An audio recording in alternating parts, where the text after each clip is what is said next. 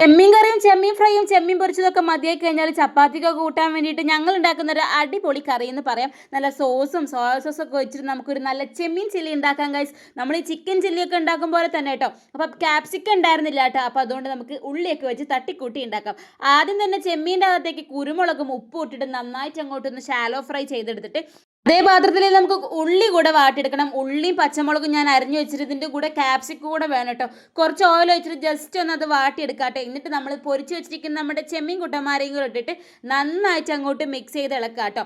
എന്നിട്ട് നമുക്ക് ഒന്നും കൂടെ മൂടി വെച്ച് വേവിച്ചതിന് ശേഷം അതിലേക്ക് കുരുമുളക് പൊടിയും സോയ സോസും പിന്നെ നമ്മുടെ ടൊമാറ്റോ സോസില്ല അതും കുറച്ച് മുളക് പൊടിയും കൂടെ വേണമെങ്കിൽ ഇട്ടിട്ട് നന്നായിട്ട് അങ്ങോട്ട് മിക്സ് ചെയ്യുക. അപ്പോൾ ഞാൻ പെപ്പർ പൗഡർ ഇട്ടതുകൊണ്ട് തന്നെ ഞാൻ മുളക് പൊടി ഇട്ടിട്ടില്ല എന്ന് തോന്നുന്നു കേട്ടോ.